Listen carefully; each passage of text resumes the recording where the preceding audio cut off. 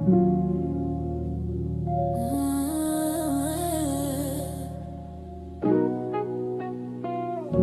night, screens glow, coffee cold, minds woke, 2 mics, 1 code, yeah, yeah. Scrolling through the chaos, headlines loud, hearts numb, then I hear that drip talk. Cutting through the hum, gem with the side eye, true stain with the data in his cup.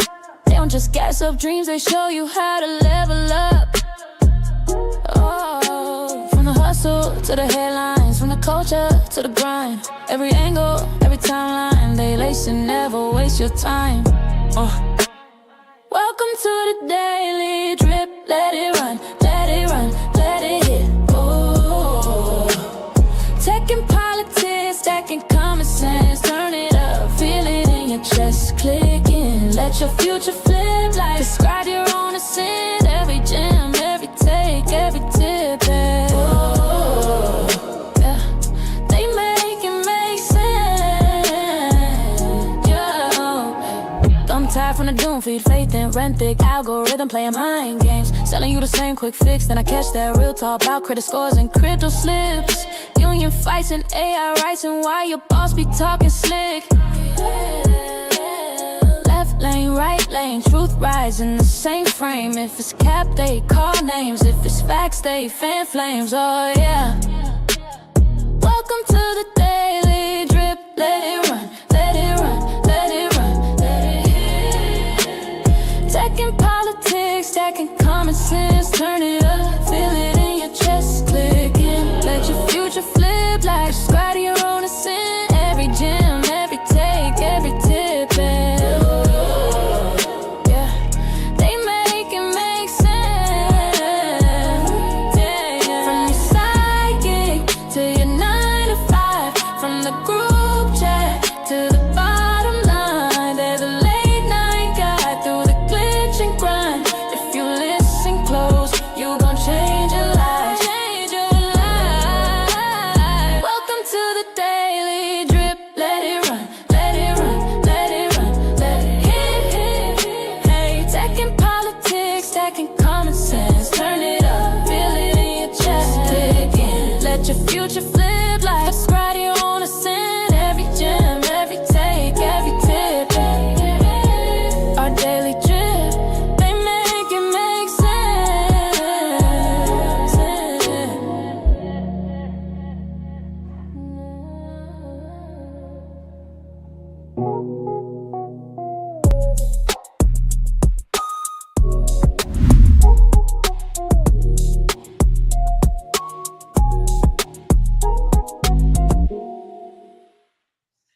Welcome to another show of our Daily Drip Show. I'm your co-host, Jim Jones, coming in here with the most and welcoming y'all to the Odd Squad, which is you, by going ahead and hitting that like button. Subscribe if you're not. But before we get into that, let me go ahead and welcome my co-host, Plain Dame.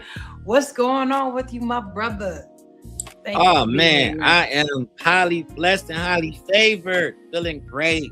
Thank you all for joining us for another exciting episode on this beautiful Friday, on the MJ Day, as everybody been calling it, because you know that movie dropped today. I just came from there. I took the whole family, the whole damn house when it was exciting. It was great. Go check it out. So I don't know. Very much. That's what I got, y'all. Well, I'm glad. So you liked the movie. So thumbs up. It was okay. I dug it. You know, I'm old school, you know, and I call a lot of flack leaving the theater behind that too. They like, what? It was excellent. I'm like, it was great. It was good. I'm not gonna give any spoilers. I'm gonna let everybody watch it, but yeah, it's a lot. It's definitely, my son loved it. You know, my nonverbal autistic child went crazy in the theater. He was in there like, I'm like, wait a minute, dang, what is? But we, you know, that's MJ gets a lot of play in this household, so you know how that go. He was like, wait a minute, I know this song. He was kicking. It was great. It was a good movie. Well, good. I'm glad y'all enjoyed it. That's great. So that's what Plain Dame did with his day, his evening, whatever he had going on. I've been just working. That's what I do. I work too. But, no, but that was. Didn't even take a lunch today. I worked so hard. I'm saying I didn't even do nothing fun. I just was. Sure you did. You woke up on a Friday. That was fun. And I stay Gotta waking be up every this. Friday, which we are here with that late night drip. So, like I said, check out the socials below before we get into everything. Just high level, what we do here is politics, news, a little bit of media, and give y'all a little bit of that drip. Every day you get a little bit of content from us. So before we get to the thing, shout out to the producer. Cassius Pay is in the background. Shout out to the producer. Good dog. Yeah. Ah. Okay, Cassius fine then. Pay's in the back doing his 1-2. Hey, applaud that man. He keeps us afloat. Keeps everything sounding great, and he's highly blessed and present. Dang, we got some new sounds. Okay. I don't know. So Okay. tonight, y'all, listen. So tonight, y'all, we're gonna be talking about what people are dealing with versus what people are told to care about. So let's go ahead and start in a place where the system just tried to tailor its budget by cutting the people who teach it. So what do y'all think we talk about tonight? We talk about teachers and the education system. Y'all know that's what we get to first. Man, I have a soft spot. I'm a retired educator myself. I have a lot of friends are affected by what we about to get into. What is going on? They got new notifications going on with this. I'm like, did nobody ask you to do all that? All right, so we're gonna do a little bit of a video from Anton Daniels because he did a good job of chopping up a couple other videos, and I don't feel like finding all these different videos. So this is from Anton Daniels, real quick. So we're gonna talk about Cleveland. Shout out to Cleveland. So Cleveland had This is for 400 you. Cleveland, this is for you. 400 educators laid off. Pow, pow, pow, pow. Sad. So let's I hear what believe educators he's got from this. like what, Detroit, right? So that's why Yeah, he's from the yeah. speak on But it this. don't It's matter. just He stone's been throw talking. away. But he been talking about the education system. He'll get into. I'll summarize some stuff at the end about what the rest of the video is about because I watched it. But we'll give a little piece. This is one of the educators talking about those who were laid off. And then, Plain Dame, I would love to know your perspective on this as well. So let's go ahead and get into that. Is such a money-hungry, shitty city, bro.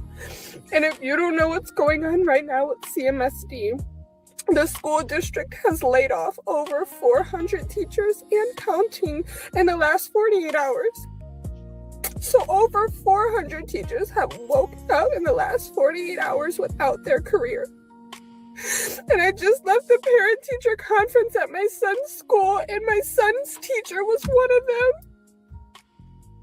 And it breaks my heart. It breaks my heart for her and her family and her life. And it breaks my heart to know that she was such a staple of my son's life for the past year. And I've grown to know her.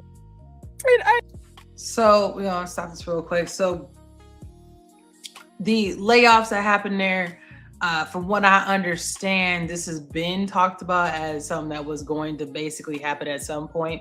They just decided that they were going to do that today. I'll get into some of the money that they believe that they will save by doing this.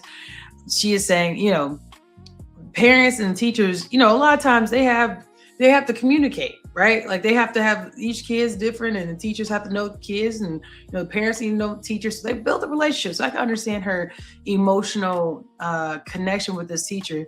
And chances are, if her kid was in a class with, let's say, like 20 kids, her kid about to be in a class with whatever the max is, which, correct me if I'm wrong, Plain Name, it's like probably 35 kids if it's like middle school or high school or something like that. Yeah, but I've assisted in classrooms as large as over 30.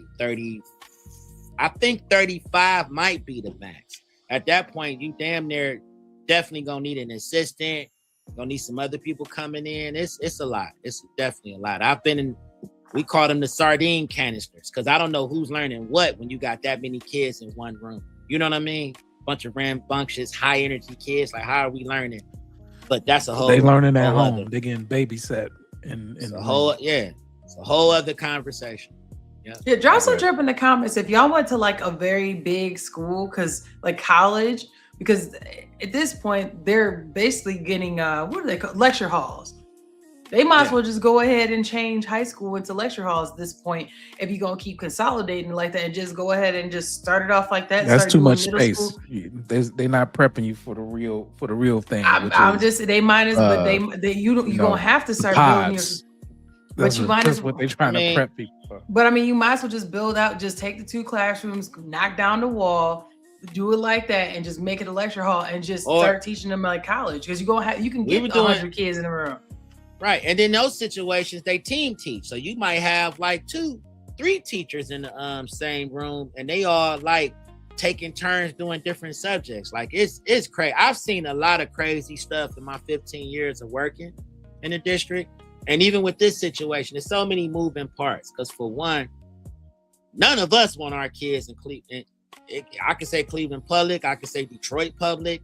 None of our kids who actually went through that system actually want our kids matriculating through them systems. So we moving out of the hood. We moving out into the burbs. You know, our kids are matriculating through their school system now because it's believed to be better, right? So you got that. And you got charter systems as well. People who can afford it do private school out there. They got schools? Villa Angela, St. Joe's is one on the east side that people go to. Even Benedict those are and all failing. Even those are failing. Some of those are closing up. I mean, you have Regina. Regina was like the premier all-girls school. They closed up. They closed up. Beaumont having troubles. Yeah, it's a lot of those different schools and charter schools. They're not lasting because what's happening is homeschooling is becoming a big thing, and the state is only going to pay you per child. So if you don't have the bodies in the building, them buildings are not getting the money. Not to mention how many shit. You gotta think about how many new schools got. What up, sir? You gotta think about how many schools he got on glasses, so that's why I get to say matriculate. Yeah. Glad you caught that. Right, but go ahead. We'll let you go. Go ahead. Yeah. But no, the other part of it, like I was saying, is that, you know, they opened up and renovated all these old ass schools, slapped a ribbon on it and said, hey, look at all this new school with all this new technology that y'all can come in and steal, because that's what was happening too. And same school, like the school that I retired from, they're actually closing. It's crazy. I'm going to the on the 14th, we're going to the end of the school like my kids went to. So it's a mess, man. It's just a mess. I pray for those teachers because I don't know what's going to happen with them at this point. Well, I mean, can the population within the city even support the number of schools that they have, right? I mean, people are moving back downtown and all of that, but by and large, it's not like they're moving downtown with families, right? It's live, work, play scenarios. So it's not like people need to use schools as a resource. No, and that's the difference. And even deeper than that, it's gotten so bad that you got rival high schools being merged. You got a Collinwood being merged with Glenville. Like, imagine that's wrong. Yeah, that's what's about to happen. That's what's about to happen. Collinwood that school is broken down. So they're actually taking those kids from that area and bringing them to a whole nother part of St. Clair that there's been a lot of beefs and everything else happening, and putting them all under the same roof and saying, here's your school. Now you all have the bodies to support this building versus what's been going on, where it was a lot of leakage. So or you're trying to make bodies. Just right. What you're trying to, yeah. So that's what's happening. That's what's happening, man. Because of that, we're gonna lose a lot more. This is probably just the start of the layoffs.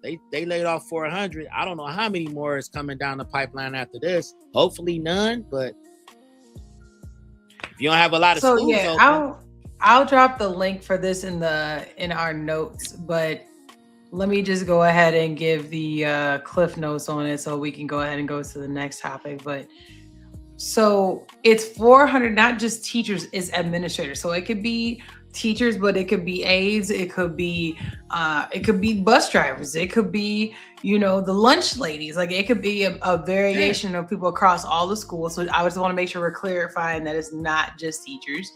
And so those people matter though too, right? Like you went from having 3 lunch people in the back, and now you're down to 2. It's gonna be real slow on that line, or the ability if they to closing down the whole school, then that means lunch is done there. These are sometimes they actually get rid jobs that of people retire from.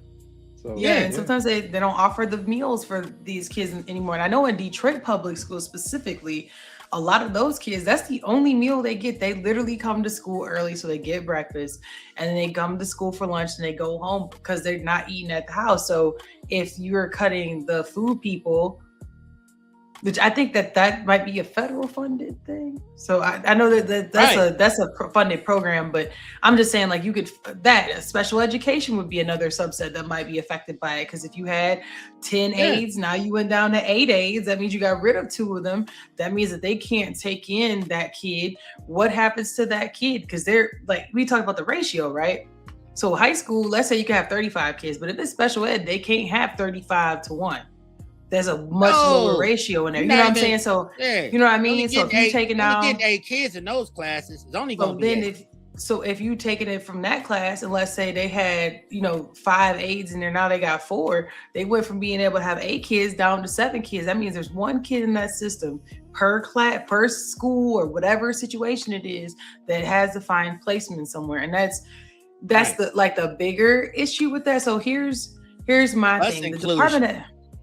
My thing is with the Department of Education, they're doing a lot of, trying to revamp all this stuff. And they're going after student loans and going after this. And to me, like, they're going after the wrong stuff, because really, why are we not focusing on really where funding starts? You talking about the end game where people owe money.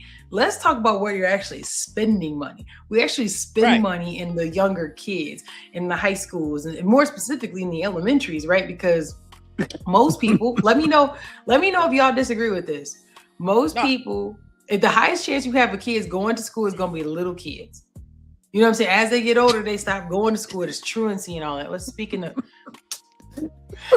You know what? You now. Joe, I can't stand you. Speaking of feet.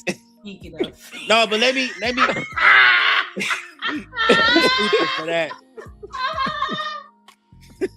And she had to laugh on that one. Let me add to that too. Go ahead, because we still need to kind of be serious on. But let me add to that. So that's all I had on that, was that that's why it's relevant to this is, and I'll be quiet, is in my opinion, based on what I've seen so far, what we've talked about between student loans, between the kids, right? Like we're taking our energy of worrying about colleges, right? So it's a subset of whoever actually even makes it that far, instead of there's mandates of those who get money, whether they're homeschooled or whatever, because there's the ESA fund and everything else. We fund as taxpayers K through 12, period. So if anything, why are we not focusing on what's guaranteed funding? Leave that loan stuff alone. Like, go deal with that later. Worry about the guaranteed money we got to deal with. That right there. And I think that the Department of Education and this administration, in my opinion, is doing a disservice by not focusing on what we know will always be something that needs to get fixed now, because it's something that's mandated at the core. That's all. So I'll be quiet after that. I got you. But I will say this too. The other part to that is performance based. So like, for instance, how much money we gonna throw down the sewer, and then test scores are where they are, reading levels are where they are. And you talking about some of these schools have gotten some millions of dollars in grant money. They've gotten a lot of state and federal money, and they're not living up to that cash. So that's another where a lot of the fat was getting trimmed too. I don't agree with laying off teachers. I feel like test scores and kids unable to read on level. The last thing we need to be doing is getting rid of. See if you can pull this up too while Dam is talking here. Yeah. Oh yeah. I'll check that out, Joe. Shout out to you. Yeah, so, and that's the other thing. Yeah, so that's the other thing too, because that was the biggest thing. Like with my school that I was working at, we managed to get a grant for $3.8 million. Right? What that do? That paid for a lot of tutoring. That paid for overtime for teachers to stay and work with the kids. Like, man, and I'm talking about mortgages was getting paid. Everybody was eating. You see what I'm saying? Like it was, and then you notice that the more money you put into there, of course, we cared more. Not to say that they didn't care before, but it was just more resources. So we was whipping people into shape. As soon as that money went away, everything started nosediving again. Yeah, the program started leaving. You know, and that's kind of why I got into more, you know, emotional based learning, because that's really where I feel like we should be going. School district worldwide, honestly. A lot of these kids don't know how to make split-second decisions. But yeah, it's just so many variables to it. I'm waiting to see what becomes of this after these layoffs. All right, so I'll bring in my last bit of it. So we talked about, you know, the key facts here. So the key facts are the fact that, you know, the district plans or has already cut 400 teachers, and it's really because there's exploitation or a major budget gap. So the districts nationwide are actually losing pandemic relief funds. That's really what this whole thing is. The money dried up from 2024 and 2025, even as like the student needs. So you got the behavior, learning loss, mental health stuff, that all remains elevated, probably as a consequence to, you know, some of the social changes that happened in that time frame. So let's get down to the money. So the tax dollars were spent on the one-time COVID money and tech, you know, possible that happened there. And it's not, it was never a stable thing because it wasn't really meant to last. And now the kids are eating these cuts. So the problem is the politicians that bragged about historic funding, and they built it on temporary money. So effectively you set up a quiet austerity wave, and, you know, Black and working class cities always get hit first in those. Every time. Yeah. So when it comes to who actually pays when the budget gets tight, that's kids, that's paraprofessionals like we talked about, and, you know, the least connected teachers, because you got to be connected in order to stay. Absolutely. In the got to be a friend so, of the program. I learned that very, very early. You got to be a friend of the program. That's kind of, I mean, I hate to say it, but you throwing parties and shit. Hey, everybody remember? Yeah, remember because I was so cool with folks. Even after I left, I still made it to be head of the PTA. We can't let Dame go. He a good time. See, that's messed up. But no, but it's not only human. that, like, not only that too, like, you know, I was in the neighborhood. Like, I knew all of the dealers and the stillers, and, you know, I can actually talk to them when they come up to the school ranting raving. No, they gonna talk to Dame because they can get into my past. But because I know people, it made things a little easier in certain instances. But at the same time, I wasn't biting my tongue. They couldn't keep me in that position for too long. I was on the news talking about stuff. So here's what I found that Joe asked. So I asked it for the 4 major cities in Ohio. I said, so it said CMSD estimated per pupil spending is $20,000 to $21,000 a year. Columbus is $19,000 to $21,000 a year. Cincinnati is $18,000 to $20,000 a year, and Toledo is $19,000 to $20,000 a year. So in theory, Columbus and Cleveland spend about the same, and actually Cincinnati and Toledo are less per pupil, which I'm kind of surprised. Yeah. Cleveland had the biggest tax base too, so. It does because of all the cities that are within it. Columbus has to also rival that, to be honest. It has to. Because most of Ohio reports that I'm seeing is showing like it is struggling to, oh, this is crazy. Here, I'm gonna share this screen. It's gonna look like kind of crazy. And then we'll go to the next topic. Well, while she picking that up, I'm gonna land this plane. So to tie in all the things that we talked about is basically we can always find trillions of dollars for war, but we can't find stable money for third graders. So, you know, they'll continue to lay off up to 400 teachers or more if they got to before we lay off one missile contract. So You Right. can't really tell me it's a budget issue in this regard. Not from that perspective. Right. It's a what's gonna be profitable situation. That's what it is. Right. And school districts aren't profitable. They're just not, unfortunately. Now, my kids, you know, the special needs population, they like, you can get like 35,000 per head with them, you know, come October when they actually do the attendance run.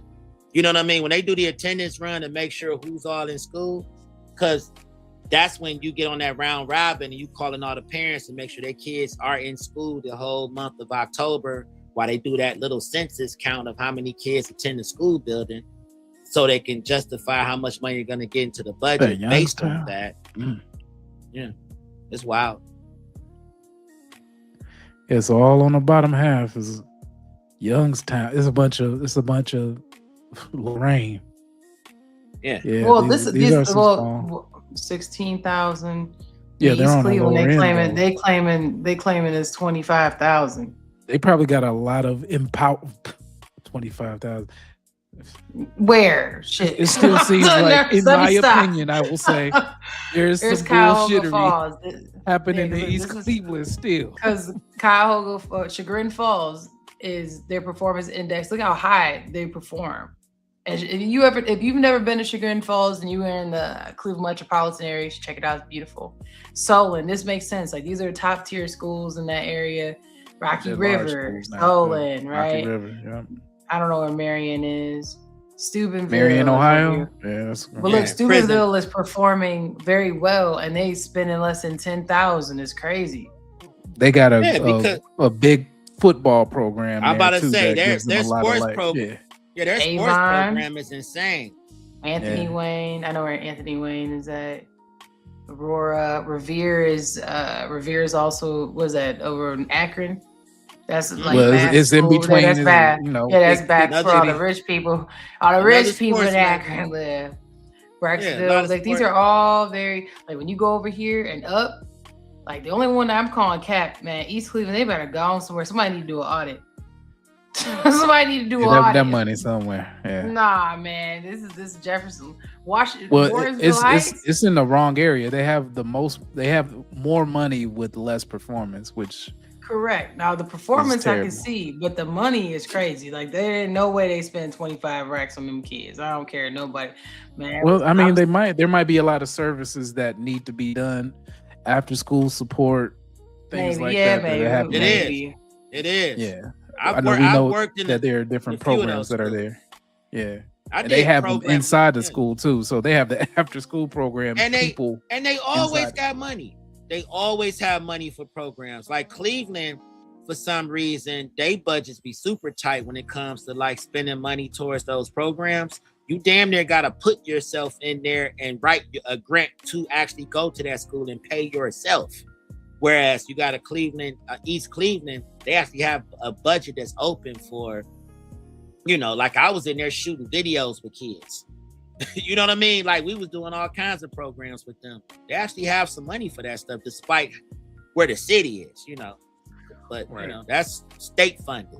It's different than you just talking about what the city has going on, you know. All right. Shaw not closing. Shaw not closing. They've been federal. Shaw never closing. They'll never freeze. They're gonna always be funded.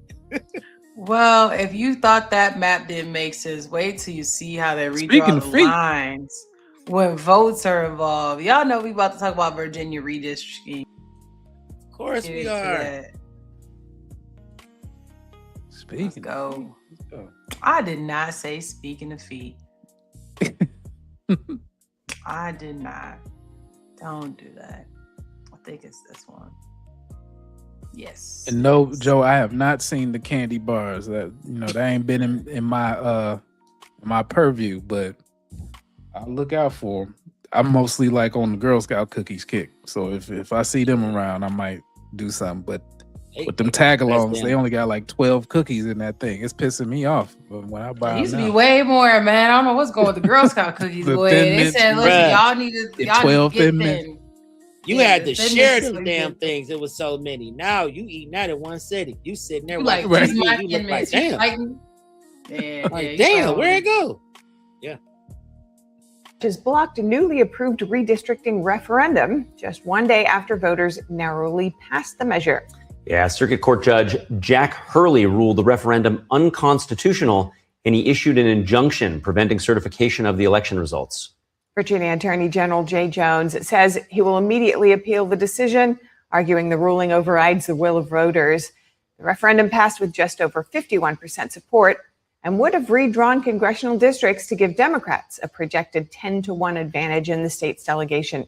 The language of the referendum has drawn criticism, and the measures face multiple legal challenges, including claims lawmakers did not follow proper procedures, as well as disputes over how the districts were drawn. So what y'all think about that? Because remember, Texas just did something a little bit similar, but it brings up a discussion around gerrymandering. And do y'all think that this is the same? Do you think this is different? Do you think this is because of what's happened before? It's just all heck is about to break loose and everybody's going to be doing this. Drop some drip in the comments if you don't know what redistricting is. Long story short, this was drawn to include such and such group in these areas, and it said we about to erase that, and we're going to expand this over here or make it smaller over there because that would give opportunity for two areas to vote potentially in a similar fashion. So that's what redistricting is, and it could favor one party versus the other. So drop some drip in the comments if you think that this makes sense to redistrict when you have a chance, or it should just stay where it is and just leave it alone. What do you think, Plain Dan?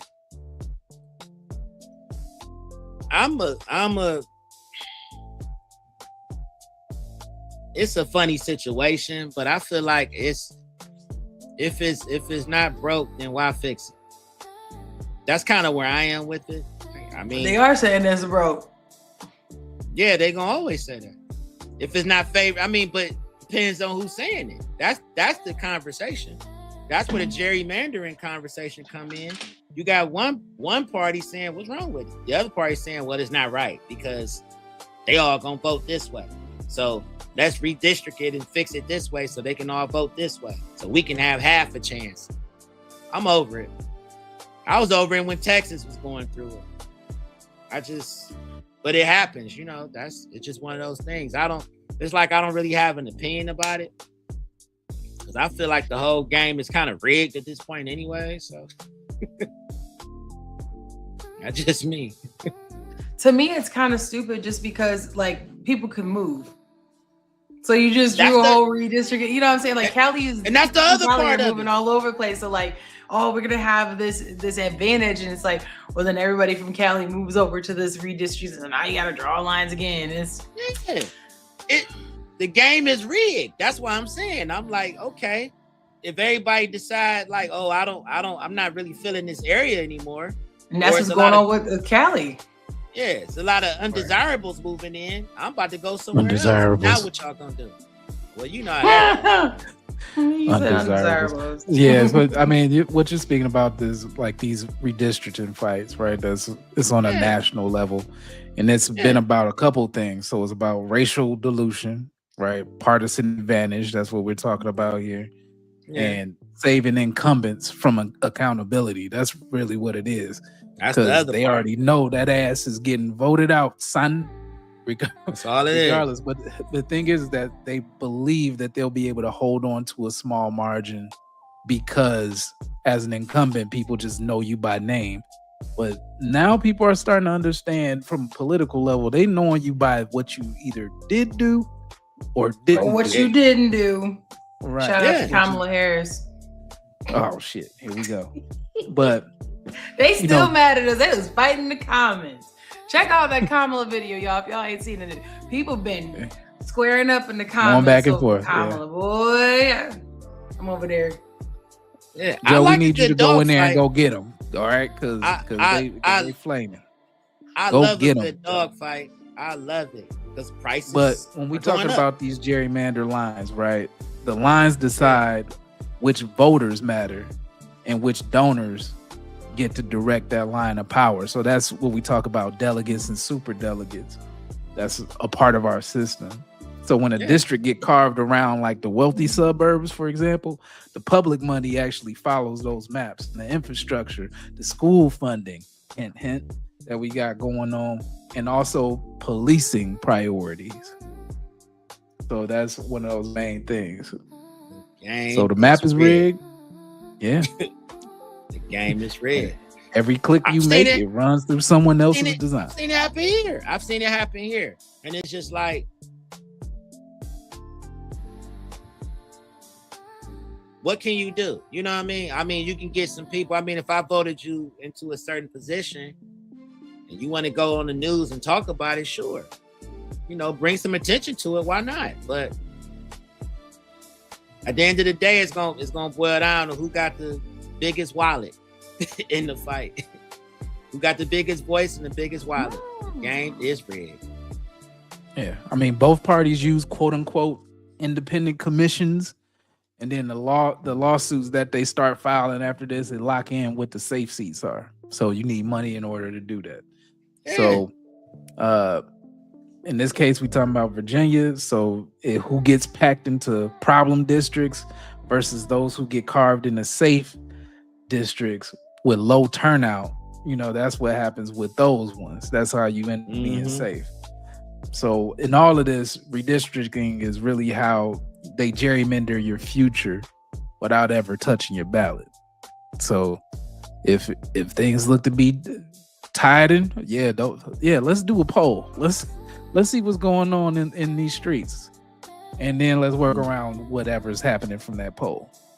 So that's where those lines get redrawn. So yeah, and just know that Spanberger is on her way out. I don't think she's going for a second term after this. I'm trying to see if I can find a Baltimore map. That's what I'm looking for. I can't find. I can see that. Like that's not even a huge state to have so many. Let me see issues. if this is accurate. I don't know if it is or not. Might not be the best. This might have to do. Here, let's see if I can share this. I don't know if it'll let me share it, but we'll see. Shout out to Joe. He had said to maybe check this out. I don't know. Is this what you meant? I think this is what he meant. Yeah. So yeah, how much is blue? How much is red? That's crazy. It's a whole lot. I have some people I know from Baltimore. They're super cool. They said it's a real diverse places. Everybody just is real cool, but I'm assuming they live over here. Well, as close to Delaware as possible, some shit. And they live over here. They live over here, whatever this is. Live in Delaware. I go across the border. Right. And I'll go to an Orioles game after and come home. Hey, man. I set up that company. So get look, that y'all, tax break. So some lines may be redrawn over in Baltimore and Illinois and any state that's going to give you issues. I mean, that's or any area. Yeah. But overseas, y'all, lines are being tested in a more dangerous way. Y'all know we're going to touch on Iran and this ceasefire. So not going to do too much on this. Speaking of feet, ceasefire. Speaking of feet, no, I ain't going to say what I was going to say. I'm about to get in trouble. Boy, y'all be playing. You're trying to play with me. I ain't said nothing, sis. So we're going to go ahead and get into these two videos. So President Trump, right, had the ceasefire going on. And that's not President Trump. No, I'm talking about it real quick. President Trump had the ceasefire and extended it.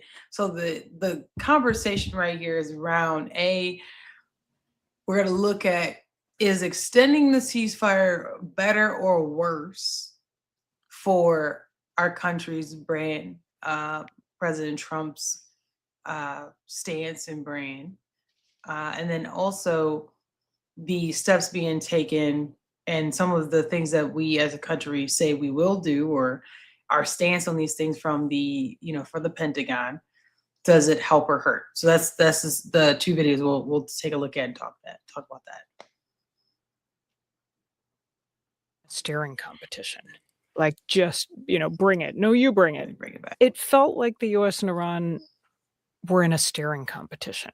Like, just, bring it. No, you bring it.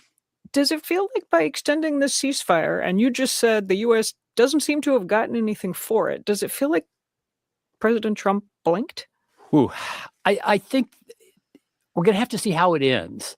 If the negotiations work out and the U.S. gets some, most, all of what it wants, then, you could argue that was the right decision to make at the right time. If this buys time for diplomacy, it will look like a shrewd move.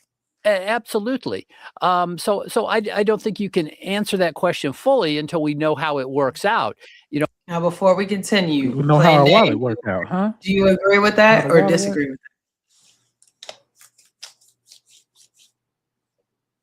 that? I think so far for me, I think it's a good perspective to go into that. So that's why I wanted to bring this up before we have a deeper discussion. Anybody got anything else before I finish it? I mean, it's better than a ladder. I mean, how many more bombs you gonna drop at this point? You done sunk All whole of them damn. until you buy Yeah. some more. No, I'm That's- just that's- saying, like, what else are we bombing at this point? So I mean, the at this ground point, before we walk on it, apparently. yeah, I'm saying what I'm saying because I'm like, shit. So you Anything think- that I'm just saying that at this point, dog, you done walked us into this trash. Least you could try to do is find a way to try to get our asses up out of it. I take a ceasefire, but I don't know how much fire is being ceased. You wake up tomorrow, motherfuckers is bombing. It's like, yeah, I ain't gonna do nothing. As soon as you turn your back, you're like, wait a minute, like, hold on. I'm not gonna do nothing. I thought we was cool. You remember back in the day, you argue with somebody, you still pissed out, like, yeah, we cool, and you go to dap them and you still on them. That's what we've been seeing a lot of that going on. That's what. Yeah, It's like you're right. Like, what does it look like? You know what I mean? So the fact that nobody is sneaking each other, I'm like, okay. And even he arguing with Trump arguing, beefing with everybody. Look, Netanyahu is like he looking at everybody. Everybody is an op at this point. So it's like, dude, everybody the ops. Like, you got one more time to do some shit I told your ass that we wasn't gonna do. That wasn't the plan. See, you know what? Get your ass out the car. Get out the car. Every time I say we gonna pull up and talk, you want to hop out shoot. That is not the plan. When we was leaving the house, we said we gonna chill. We gonna go over here. We gonna talk it out. We gonna figure it out. Your ass got out and threw a grenade. The fuck was that about? He like, look, you ain't listening to us. So you know what? We about to have a problem. So a ceasefire, I think, is good for all parties if we actually stick to the ceasefire. That's a good point. So let's go ahead and hear what Pete Hegseth has to say. We're gonna cease. We're gonna cease hard. We're gonna cease. We're gonna cease the fire. So we gonna hard. cease the shit out of them. We're gonna cease the hell out of this. I'm ceasing. Like, the fuck are you talking about, dude?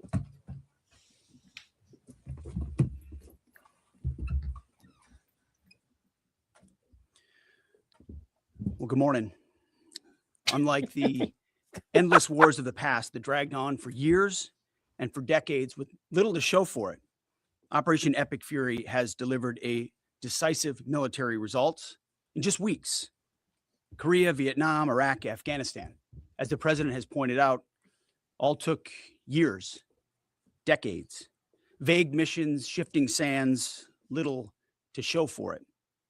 Operation Epic Fury has been laser focused from the very start, as I've said to all of you. And y'all was laughing. What y'all laughing about? Man, the way this dude started. Like, He like, well, good morning. You know, it's like it was aggressive. I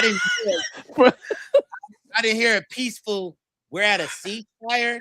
It was just like, well, what's up, motherfuckers? Yeah, bitch. You know, we hearing shit ceasing. You know, I'm just ceasing and shit. How you doing? Like, wait a minute, Keith. Hold on.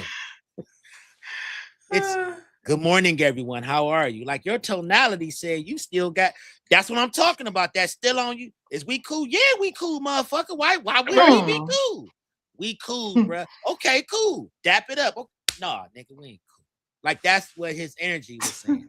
He was beefing with everybody in that room. Everybody in there said, here come this former host in a TV show looking motherfucker. He show up like, well, good morning, nigga. Is that not the energy y'all got? Operation Epic Fury done did it. We done did it again. Yeah, Operation Kick Iran in the balls seems to be successful. Like, wait a minute, Epic Fury? Like, God. Yeah, it do sound like Van Damme need to just come out and be like, yes, we're going to cease epically. And then he comes out, yeah. yeah. He came out. Operation Your Mother's a Bitch was a successful run, and because of that, we gonna be ceasing some shit. Like, wait a minute, Heath. All right, let's see what Pete got to say. Clear mission objectives, and ultimately, Iran will not have a nuclear weapon. Now, why you had to go there? Nah, we're gonna do have a nuclear weapon. We're gonna bring it back just a little bit. Shifting sands, little to show for it. Operation Epic Fury has been laser focused from the very start, as I've said to all of you. Clear mission objectives, and ultimately, Iran will not have a nuclear weapon. He making it sound like it's over. Right. You see what I'm saying? Ain't nobody signed no paperwork. Iran is Iran, right? Iran has very clearly said, you don't govern us. And why First of all, should we not say it disrespectfully? You have to say Iran, like how everybody disrespects it. Okay. Yeah. Second of all, we said, even though they didn't say it, they don't have any missiles that they're not supposed to have. We said that they won't, and that's a part of the negotiations that we just say out loud. Yeah, but they ain't said out. They ain't never said we not gonna have a nuclear weapon. They're not saying that now. You came over here. That was a part of a previous agreement that was torn up. Yes. Yeah. Correct. So they said you pulling up, but you pulled up on us. No, we about to make. They back there in the back making it right now. Like what are you talking about? Listen, they back there. The babies back there. The kids back there. The mama back there. Grandma, grandpa, everybody in there making shifts. And that's what we'll come with Operation Epic Fuckery. And we'll blow that up too. It's some 6-year-olds in the back right now gluing some drones together. Tying, boom. Like y'all ain't never heard of Child Soldier Boy. Where's the remote? It floats. Look, it floats. It's ready. Them motherfuckers are still working on drones. They still working on them. What you mean? So let's Operation Grandma Ass Stank was successful and laser focused. Let's hear what else Pete got to say before we get up out of this. It's a bold and dangerous mission, a gift to the world, historic, courtesy of a bold and historic president.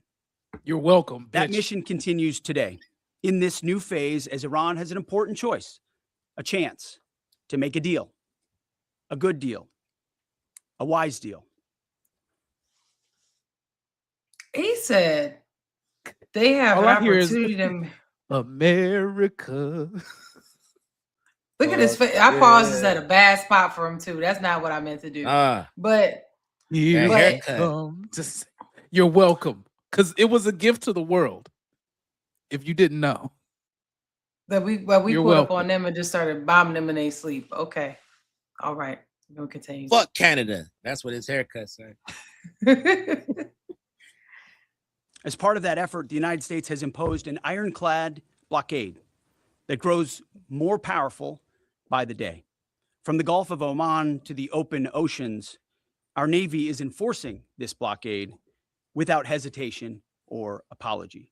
Now, as usual, there's a lot of false information out there. Okay. I'll say this, every ship that the U.S. believes meets our criteria, either Iranian ships or to and from Iranian ports, has been turned around.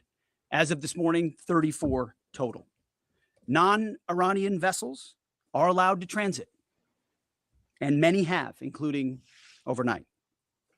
Not only is the blockade growing, in fact, a second aircraft carrier will join the blockade in just a few days, but this growing blockade is also gone global.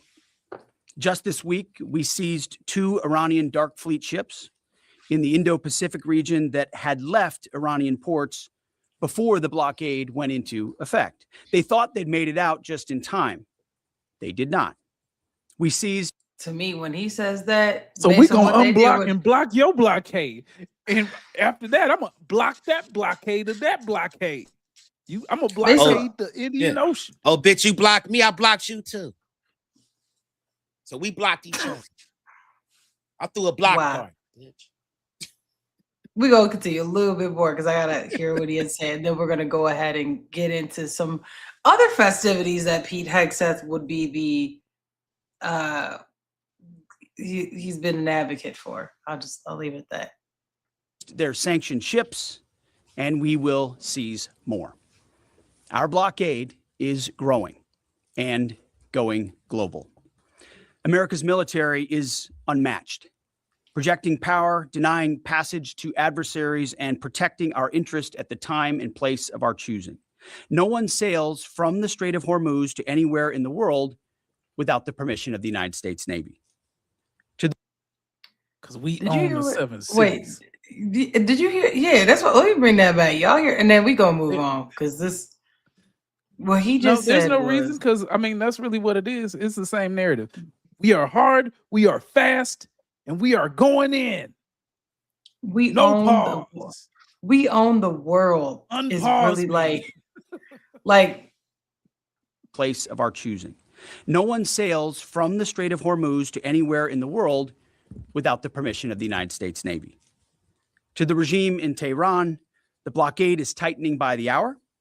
We are in control. Nothing in, nothing out. It's gonna be another Lego video coming real soon. Yeah, you know Lego they video gonna, coming soon. yeah, you know they trying to win the meme war. Nothing's coming without getting what? These bitches ain't running. Shit with y'all. Somebody somewhere playing some. Can you see Trump walking around listening to some 3-6 Mafia while this speech getting wrote? Repeat.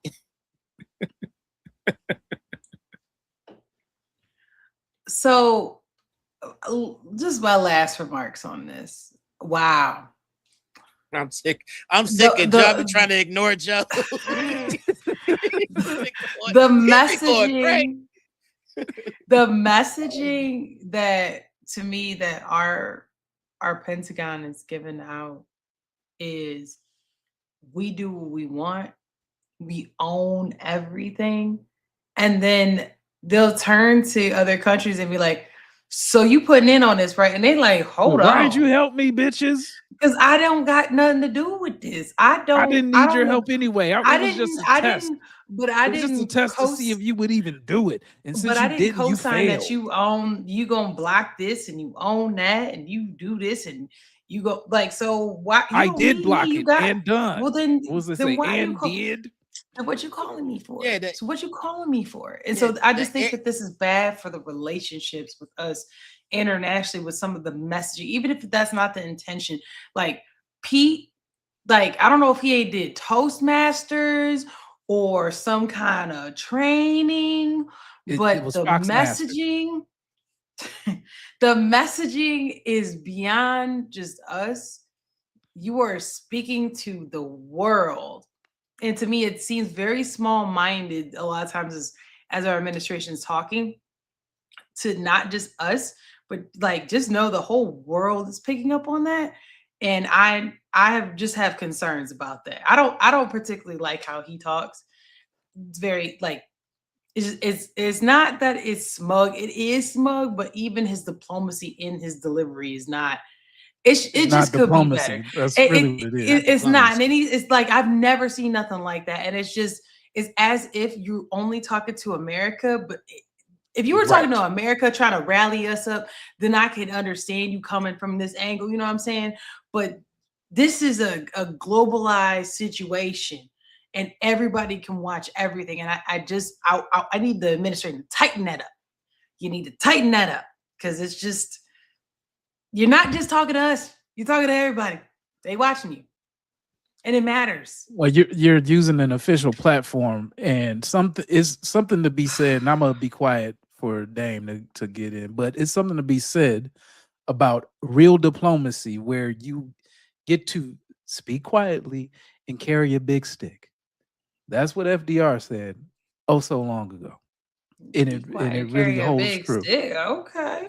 Yeah, but I mean, the main component of that is you have to leave room for for your adversary to save face, because they got constituents and people that they are accountable to also, and you got to allow them to have that, to go back to their people and say, oh, we won this and we won that. Good, but we already know that we got what we want. So it's a difference. Go ahead. I'm sorry about cutting into you. Playing that. No, because you speaking my language, because the thing is that, I mean, you can judge us off who our enemies are, right? There's millions of people over there. There has to be even if we do win, there is a reconstruction period that has to take place. 92 million. Yeah, we have to be able to work with those people. The problem is that you got like Pete Hegseth, you got Trump. They're feeling like they're in a lose-lose situation when it comes to public opinion anyhow, right? Those who rock with them gonna rock with them. So it's like, I'm just gonna stick my chest out because y'all gonna call me an asshole anyways. Y'all gonna say that I ain't did nothing. You know, it ain't gonna, nothing I'm doing is gonna work. Even if it works, it's not gonna work, you know, and everything is just gonna be pretty much, you know, tanked. You know, in the pollings that these so-called whatever networks come up with. So I think they all just kind of bitter. But at the same time, you got to show that the adults are in the room. If you know you're the most powerful, you know, or let's put it like this: if you're the parent in the situation, I ain't gonna be pissed at the 4-year-old because he didn't do all of his food or clean his room or whatever. I'm going to speak to him with, you know, a certain level of authority, to where I'm not bragging about winning. Because if you're the greater superpower, it's not a flex that you're able to bomb a whole fucking naval unit and right. You could do that anyway. It's not a flex. You know you can do it. My biceps is bigger than yours. We got more money. We know this. We know what we are, and because we know who we are, you don't have to sit there and be so condescending about it. And that's part of the problem. We're forgetting old time, old school, you know, tact and diplomacy is like thrown out of the window because we play into the crowd instead of just being the adults in the room. That's my take. Playing to a subset of the crowd too. It's like, at that. Yeah. It don't even matter at the end of the day because they're gonna hate you anyways. It doesn't matter. You just gotta still gotta work with those people after the smoke clears. We still gotta be able to go over there, shake some hands, sit at tables, and try to rectify a relationship that's basically being destroyed, you know, at this point. Yeah, to be a world leader in the say, you know, specifically like I'm gonna wipe a country off the face of the earth, whatever place that may be, that's ill-advised. And the thing is that even if it was allegorical, right? It's still, people will take you seriously because you have the power to potentially do that, regardless of whatever the situation is. And so everyone is serious people take you seriously at that and look at you in that way. So you putting everybody else on their back heels for no reason, though. Right. There might actually be a reason at some point to do that, but it's not right today. Now. Not right now, and it's not even that country, right? Yeah. This is not no Japan or China we're dealing with. This is Iran. 92 million people. That's been, you know, a lot of people want to come from up under that regime for obvious reasons, but you wiping come on now, we can't throw the baby out with the bathwater, and that's kind of how you talk. bomb the whole damn country. They're going to see destruction that they've never witnessed. These are the same people that just saw probably France. They saw destruction for thousands of years, my guy. Yeah. They've been around for a little while. They know war. Of public beheadings and women getting stoned because or whatever. Because they, before that, same thing. She put her thing down and scratched her face, and 2 men saw it. So they throwing bricks at her. Like, this is the type of stuff that these people have had to deal with. You talking on Fox News about what you capable of doing, they like, okay, let me go over here and pray. You know what I mean? Let me go here and just get ready, because I'm ready to go see my 12 virgins is waiting on me, or whatever the case is. You know what I mean? So your threats is not really hitting home like you might even think they are. So it is to the people that are in the club seats, right? Yeah. But there's only a finite amount of club seats, and people who are in the club seats aren't necessarily people that paid for tickets. Right. They just so happen to be in the club seats. It's a woman in Illinois somewhere with orange hair crying, oh my God, he's gonna. Everybody else that has to face that, they're over there like, is he gonna do it? When is it coming? Because, we've been waiting on our day of reckoning. So you can't call a woman ugly that got acid thrown in her face. Yeah, what you gonna do to me that hasn't already been done? Like, then do it then, bitch. That's really what it come down to. My lip right here, my eye up here. What are you gonna do to this face? Speaking of what else you about to do, let's talk about how America handles control of those who, I not that I do what I want, but we're gonna talk about Alligator Alcatraz. It's been a minute since we talked about immigration. So let's watch this story right here. I want to get what y'all think on that as we take a look at this.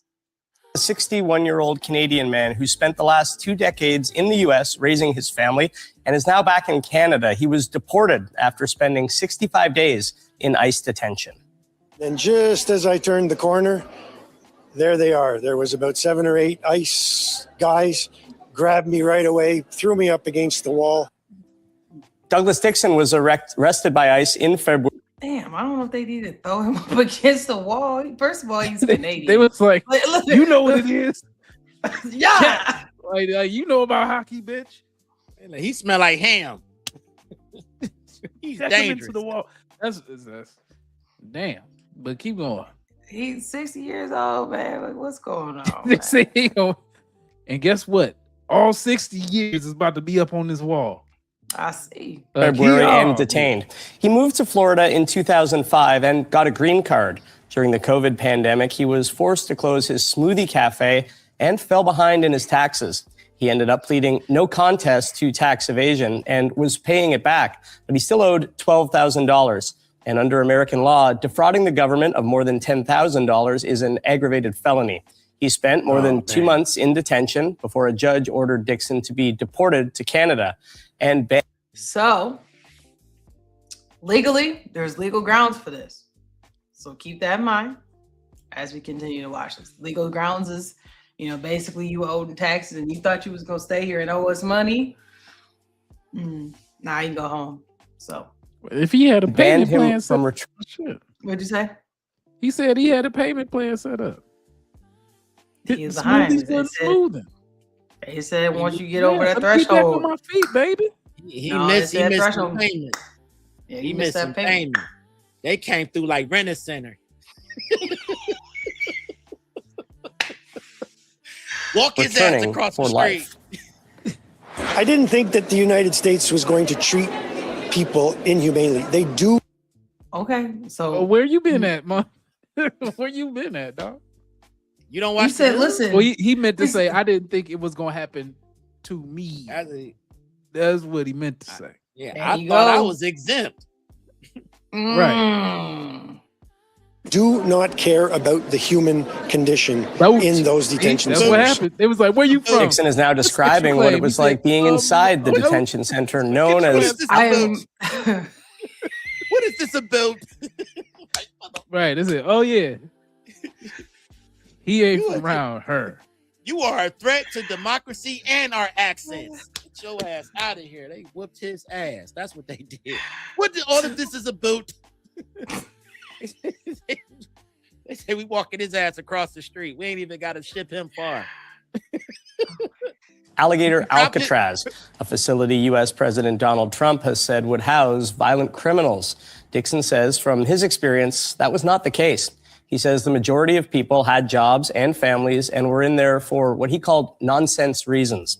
Dixon shared a fenced-in cell with 31 other men and says detainees were only allowed to shower every 3 days and got 1 hour of yard time every 4 days.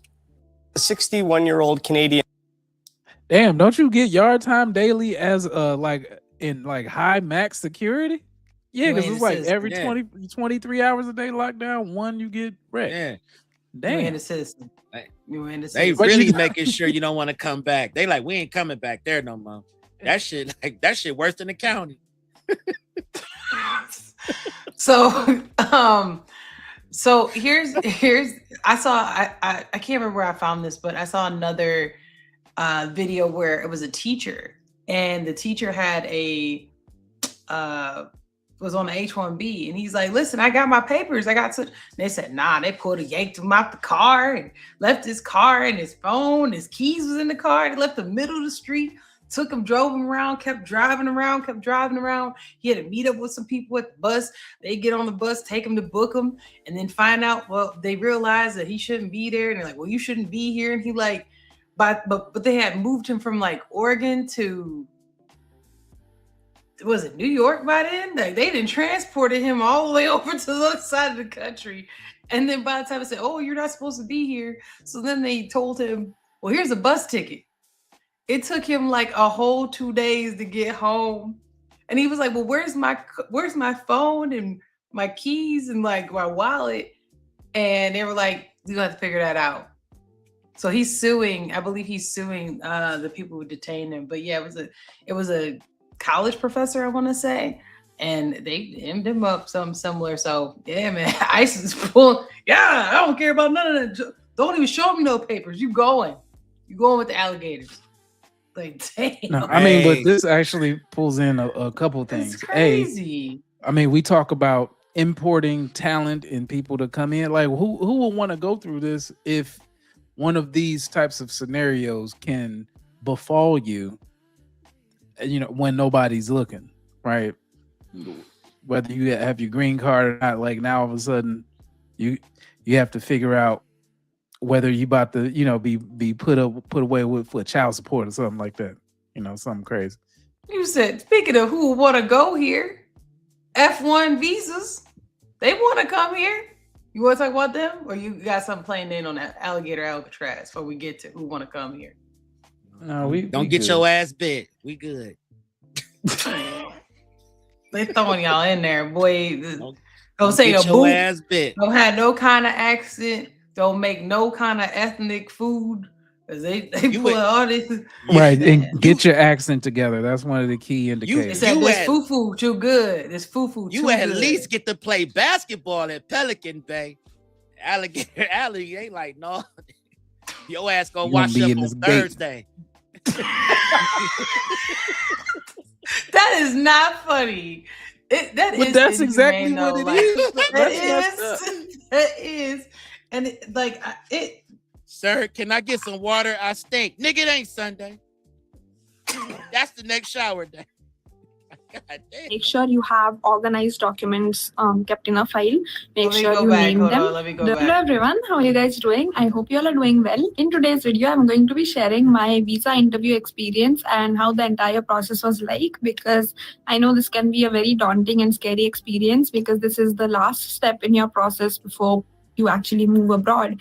And at this point, you've already gotten your acceptances, decided what university you're going to, and this is the one step that you cannot afford to mess up. So I'm going to share my experience and I hope it helps all of you. So she gonna show y'all how to get accepted into a school as a student visa, an F1 visa.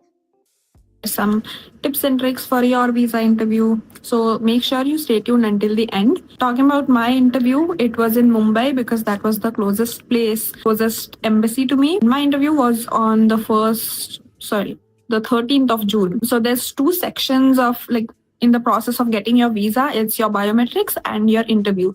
You'll have to go to the embassy for these. I'm gonna get to this real quick, and then I'm gonna fast forward to how difficult and verification. All right, y'all ready? Two things. Biometrics is very chill. You just go there, you take a few documents. I only needed my passport, my service ID, and there's one form that you get after you fill out your visa application. So you need to take that. And then they just ask you for your Ross degree. University. My goodness gracious. Why is it so loud too? My goodness. They just gonna make it loud. I can't even tell it to be quiet and run. I can't even turn it down, y'all. Yeah, I can't even turn it down. The volume or nothing. Steampunk. And we wanted our Wix website to be too. Ask you for your thumbprints, your prints of your four fingers. They say, look at the camera, they click a picture, and then that's all. So the biometrics is not the scary part, it's the interview. My day of the interview. So she gonna talk about the interview, which we don't care because that ain't got nothing to do with none of that. I mean, they like you or they don't in some of these situations. No matter if it's a K1 visa or whatever it is, either they gonna believe you or you're not, whatever question they got. But okay, let's go to this part. Going abroad. Oh, and also they didn't ask me for any documents of any sort. It was just my passport and my I-20. But they might ask you for documents. So make sure you have organized documents kept in a file. Make sure you name them.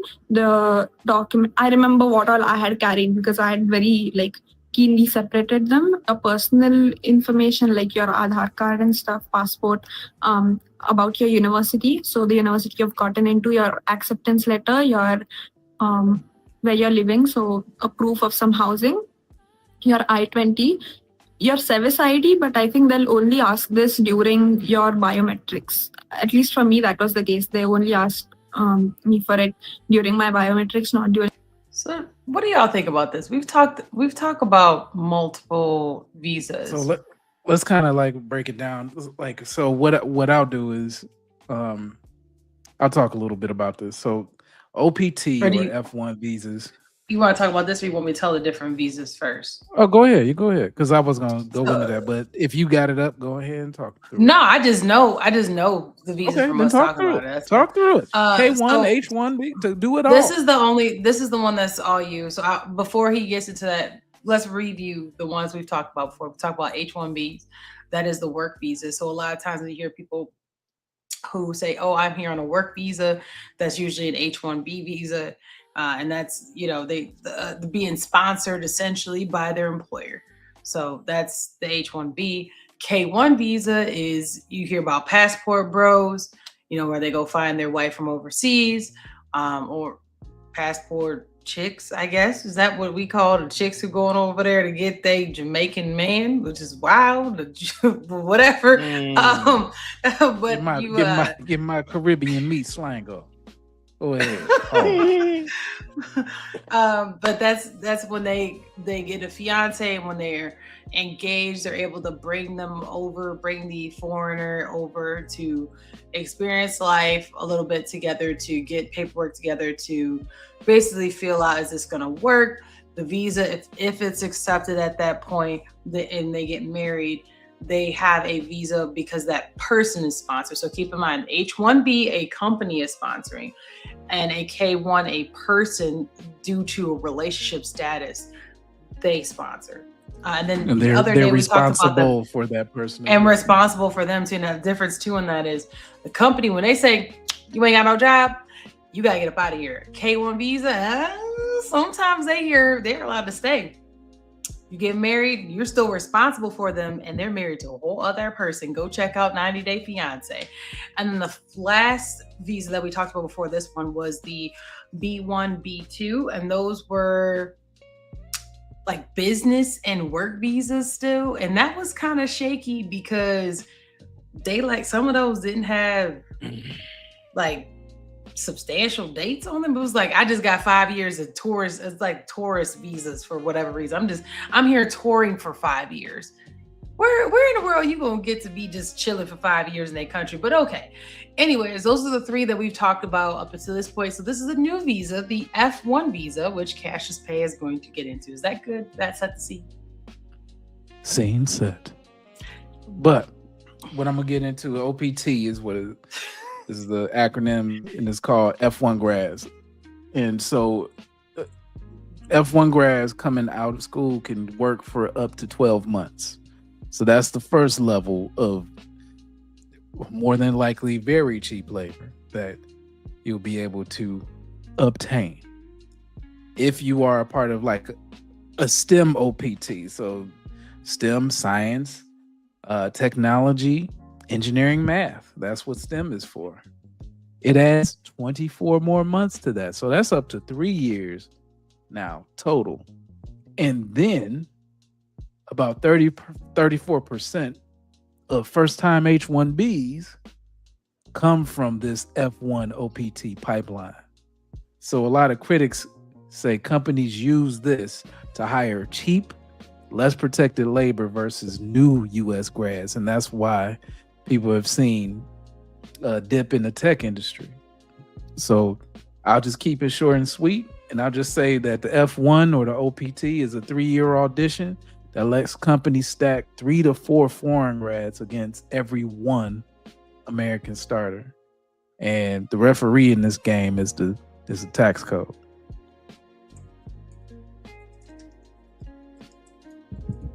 Well spoken, my brother. So another visa where we're talking about competing with Americans. Are you talking about Big Ed right here? That's what you're talking about. Everybody know who Big Ed is. Yeah, Big. You know what though? Big Ed, I don't think he ever actually brought the chick over. He never brought the chick over. He ended up. He went over there and got something. He went over there to go get the Thailand chick. I think was she from Thailand? You down with OPT? But he went over there and didn't even get her. He didn't even get her. She was like, "I'm good." He didn't treat me well. She had a son, and she had the damn stank face. The first one. I don't even know why I even looked at that. But yeah, she every time he'd say something, she looked at him like he stank. And then I think he had another chick too that didn't work out. And then he eventually had an American chick where he got engaged. He never worked out either. But Big Ed was getting to the bag before, he was like, yeah, a lot of money. But yes, 90 Day Fiance is that show, as well as a few other folks who, I am a 90 Day Fiance fan. Yes, she is. I'm looking for this thing. But yeah, I think this visa for me, I just take it as another. So grads are competing, workers are competing, relationships are competing. What country where we just they just let people just come in and pull up like that though? Y'all know of another country that allows foreigners to just pull up like that? Supplant. I mean, I'm not saying that paperwork's easy to get. I'm not saying that at all. But the ability, for me to just be like, "Hey, Switzerland, so listen, I'm finna come over there and just tour for 5 years." They'd be like, "What? You're like, why are you I here? don't know. Switzerland. I want to see to spend money. Why are you here? Nah, why are you here? To spend money. Show me the money. I will. My bank account. Put a lot of that in one of our accounts that you open up here, then we'll think about letting you in," said Mexico. Yeah, I got stories about Mexico and their actual tariffs. They be holding shit hostage. Like when it comes to trying to order some shit over there, they will hold your shit hostage at the border, and you gotta go pay somebody. It's a ridiculous setup. Yeah, but that's how it is in some of these countries. But yeah. Well, speaking not of bad traveling, mouthing anybody, just my opinion will say, but payola is a thing at a lot of these places. It probably is in the U.S. too, but you just can't get away with it as much. There's too many people snitching. No. Ain't enough people getting their palms greased around there. That's why you got the super mayor getting hated on. Super mayor. I kind of still want to talk about this. Well, Go ahead. Go ahead. I see you highlighting it in the show notes. So go ahead and pull it up. I'm trying to figure out which one is a little more. Speaking of what? Speaking of. So we're gonna get into actions have aftermath, and let's use that for. We're gonna talk about an airport divorce. Have y'all ever heard of an airport divorce? I have no idea what that is. You're gonna have to explain it. Divorce. Yeah, I got a video coming up too. But so this is from the HuffPost.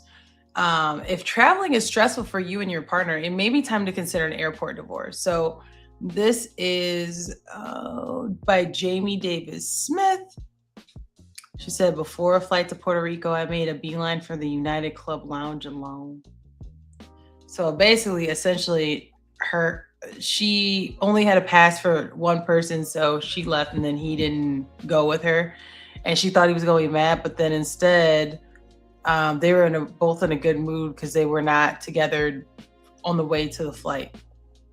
So now they decompress away from each other during the airport. It's called an airport divorce. So they're not together when they're at the airport. Long story short, so I'm single. As soon as we check in, baby, I'm single in the airport. I'm drinking. I'm doing me. Don't call me, beat me. If you want to reach me, I will reach you when we get to our seats. Y'all never heard of that? Nah, that's stupid. Like, okay, so go ahead, take them off. So, like, are you about to cuss somebody out? Yeah, he took the glasses off. It's like he didn't. You ready? You ready? You ready? Let's let this person with a mustache tell their story. Let's move on to another contentious relationship. In other news, Kelly Ripa and Mark Consuelos got into an on-air spat live on Mark and Kelly after she proposed they get an airport divorce. That's when a couple separates after arriving at the airport and reunite at the gate. So they just explained what I just went through with that article. Okay, the stupidest shit I've heard. You said it's stupid. Yes, because half the time, who holding bags? Who's carrying the stuff? Where you going? Everything's checked in. The gate half the time. Yeah, you check in, but you don't even know where to go. You can't even do the bathroom right, and then you want to talk about airport divorce. I need to be lost on my own and can't get to. Go ahead. Ooh, an escalator. What's that? I've never seen one of those before. And then it's especially frustrating, when you're getting home and you have to get to customs. So I'm always like, pick up the pace, my friend. Like, we want to get to the front of that line so that we can get home. And I look behind and he's walking backwards down an escalator. Like, look at me. Look what I can do. I'm like, I don't care. What about you, Sin? How was the airport? Oh, well, I would start the airport divorce from the house. Who is this, sir? So this is I don't know who these people are. This is a knockoff View, but who are these people? I don't know. I don't know. I don't care. I don't know and I don't care. But my thing is, I don't know and I don't care. All I'm saying is that they explain what the airport divorce is. I had some articles about Kelly Ripa and her husband saying it, but I wanted to get sentiment because a lot of times we don't hear other people's opinions. So they're just going to tell their opinions with their women. And we usually don't do that because chances are y'all are not going to agree. So that's why I'm playing it. So give them a little more longer. Is that Rosie O'Donnell? No, it's knockoff Rosie O'Donnell. Actually, I want to get to the one who got the stank face. This one right here. She might be the funny one. Let's go to her. Okay, smart.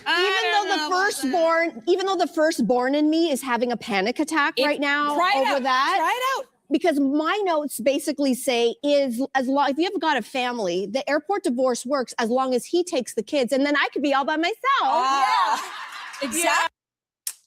Drop some drip in the comments. What do y'all think about an airport divorce? Airport divorce gonna lead to hate at the gate, to pain on the plane. So stranded when we landed, bitch. It's over. The reason why I bring this up is because a lot of Gen Z, we talk about this. Well, I don't think we talked about this very much, but Gen Z is trending towards being more trad wife. And this is where lines start getting blurred, right? Because you can't. What is trad wife, please? A traditional wife. So a trad wife is a traditional wife, meaning that like their husbands are the head of the household, that they get the last say, those types of things. Less liberal, progressive, more conservative, kind of historical conservative. That's funny. And so if you listen to those concepts, but you want to be a traditional wife, there's conflict, right? Because if you're a traditional wife, y'all can hop in after I say this. But if you're a conservative, traditional family, what that lady just said at the end, that would never rock, because I'm gonna leave the kids with him. Wouldn't that be her job technically? And then also like leaving your wife, you leaving your husband to go be out there, isn't the point like to have to be under the protection of your husband?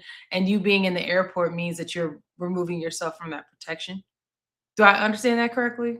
Drop some drip in the comments. Let me know if I got it wrong. It sounds like she's trying to get her feet spoken for around here. That's all that is. Look at her. Talking about some damn. Listen, don't ask me about what I was doing in the bathroom with the lady that sat in 4B on the plane. I don't want to hear none of that shit. We gonna be single. You want to play them kind of games?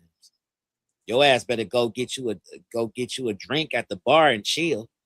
What is you talking about? We sink? Nah, hell no. It's just too many excuses. People don't want to be married. That's all I'm hearing. Or they want to take breaks from being married. That's all I'm hearing. Trad wife. Like we going to church. You want to be on the Bible, but you trad. Shut up. Well, trad wife is the traditional wife. They're trying to be more conservative. What I'm saying with these women that are on this show would be more liberal, progressive women. So my thing is that if you're a Gen Zer and you're at home watching shows and you're trying to live near conservative values, if you watch that would be a direct conflict of what a traditional wife would be, right? Because why would you ever think that you would just leave your kids with the husband? Because isn't that your job in a traditional setting? I mean, in some cases, like to go drink, right? To go drink. It's not like you went to go to the bathroom. It's not like you went to go. Yeah, because she's saying she going to the lounge. You go to the gate with the kids. I'm gonna go drink. I mean, do you have to be sloshed in the lounge? I mean, or I'm going to the lounge to chill, but I don't want to see y'all. You take the kids, and I don't want to see you. Listen. A real one is gonna go to the lounge, order the kids some chicken nuggets and some fries, and bring it their out. drinks right then and there, and we gonna get high together, and then we gonna go to the gate smiling, chilling with the babies. That's how that's gonna go. I don't know. You go to the gate with the children. I'm going to go get me a martini. Bitch, listen. This is how this is about to go. About to get this trip canceled. Me and the kids gonna kick me. Take your monkey ass back home. That's what's going on. Right. Yeah. How about you drink in silence back home? Actually, you know what? I'm gonna send the kids with you. That way you're not lonely. You can feel like what it is to really be a single motherfucking woman. Wow. Okay, so we can agree that is so I bring that up to say it's interesting. I think it's hard, and before we go into our next topic, I think it's hard for young women to buy into traditional or conservative values if these types of things are normalized, in a sense of like, well, he should be okay with, we leave the kids. Now, here's the thing. I'm not telling you that you shouldn't leave your kids with your husband and go to the gate. I'm just saying that to me, it's an oxymoron to say that you're a traditional wife and to do that. That's all. Right. That's all, what I'm saying? Like, that's all I'm getting at. Yeah. You can do what you want to do. For me, but you do what you want to do. I'm not shaming you either way, but like, this is where the conflicts happen, where you get married to say, I'm going to take care of the kids and I'm going to do that. And then like, they're like 2 and you're like, listen, so you go take the kids and I'm going to go get drunk. And he like, I never said I was going to take care of this 2-year-old and this 1-year-old. That was your job, Jay. I mean, but deeper than that, a real one would just be like, you know what, baby? You know, we taking this trip. I know how you get on planes. I'm gonna let you go ahead and go to the lounge. We're gonna be over here chilling. I'm about to get some chips for the kids. We about to go kick it, right? Outside of that, you not about to hit me with the you take little George and such, and I'm gonna go to the lounge. I'm about to go to the flight deck. You about to go drinking with the pilots and bitch, listen, you sound real single. And if we playing them games, let me call your mama to come pick up these kids and let her know the kids ain't gone. I get a refund for these. You stay in the lounge where you at. Matter of fact, how about I redirect my flight to a different city? Let's play that game now since we here with it. Single in the airport. Why can't we be single on the plane too? Well, that's why you have these scenarios popping up. So I wanted to bring up something from Threads because we don't normally do content from them. He's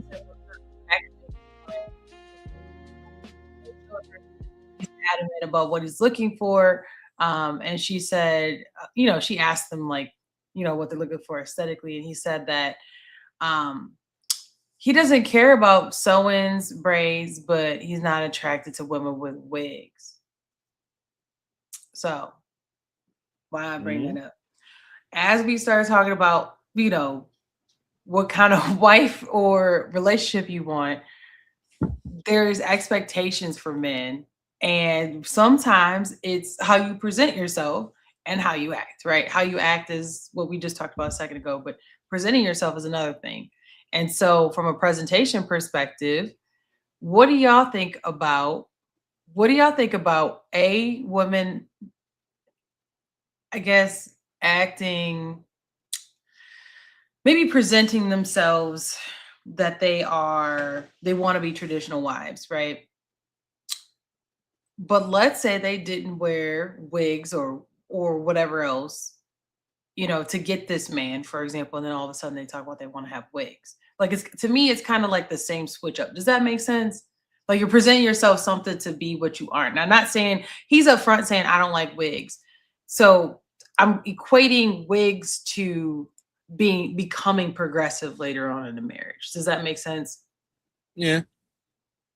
Do y'all think that happens more often than not? And then also, do you think that because of this switcheroo, we're having more and more young men wanting like true conservative women because they've seen what progressiveness is? I mean, go ahead. No, I mean, it's my thing is that why would you want to do something that you already know off top that is something I don't like? Why are you testing your limits in that way? Because at the end of the day, it just sounds like a weird ass power struggle. Shit. Yeah, it's just a weird power struggle. I know you don't like wigs, but I kind of want to wear wigs now. Bitch, who you been talking to? What show you been watching? Where is that cool? That show we just watched, The Social. That's what she just started watching. Yeah. I'm like, you told me you don't like anal either. So now what we doing? Like, so now we just gonna keep doing the opposite of what we're into? But you married into this. You know what I mean? Like, we not about to play them kind of games. You want to put on a wig, Lil' Kim? By all means, do it. But I'm gonna go find me a Foxy Brown. Play with the right one. See where it gets you. That just quit. Stop. Because it starts there, and wigs is not really a big thing, but it's big if you already is well documented that your husband don't like that shit. Like, if you want to play that game, we start there, and then the disrespect gets louder and louder and louder from there. Yeah, I mean, if you're gonna be with a person, right, and you let them know that you like how they are naturally and whatnot, and then they go and put on wigs, then that takes away the fact that you like them for who they are, and it dilutes a lot of the reason why you say like, hey baby, you know I only need you, right? I don't need you in wigs, or I don't need you like you don't need that to be beautiful because you got me, and I care about your beauty. If you need this to push your hairline back, to a 5 or 6 head, then that's on you. But I wanted someone in my relationship that I could say, hey, I like you the way that you are, the way that you're natural or whatever. And most men would probably just be that way. Right? Because you want to know what you waking up next to, because you don't want that smelly, you got that smelly ass wig on and shit, or you go ahead and you doing your thing and all of a sudden that thing pop off. Put your helmet back on. Put your helmet back on. You know, that whole thing going on. Or the next part of that is, are you want to wear a wig because you want to get into some role play shit and pretend like you're somebody else? We can get into that. We can definitely get into that. But if I'm telling you on a regular, everyday basis, I love you, I love what I see, leave it alone. This is what I married. I didn't marry Lil' Kim. I married you. Well, the new rhetoric is that they not having these conversations. Go ahead. You use this disclaimer too, then, since they got it up. You go ahead and you state this, please. The following video contains material that may be harmful or traumatizing to some audiences. So I'm just gonna skip right here. So let me go back here. Oh, there's some court shit that's going on. Yeah. Damn. So the new thing, I'm not gonna go too much into it, but I brought all those up to get us to this point of there has been an uptick in men R-wording their wives. There was a website. This has been huge on social media. There was Plain a website Dame. that had. I need you to stay algorithmically friendly here, please. There's been an uptick in it was 65 million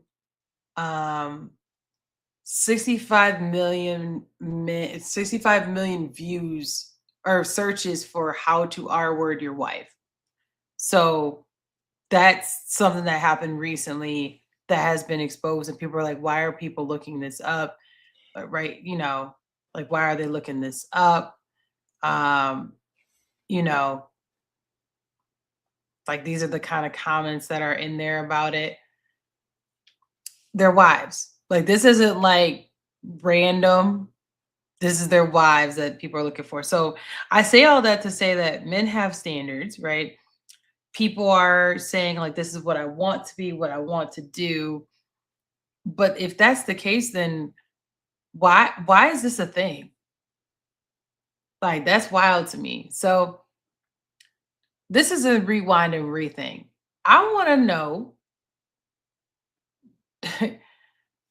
do y'all call cap on the amounts? Now, hold on. It doesn't say that the 65 million views were from men. It says 65 million views.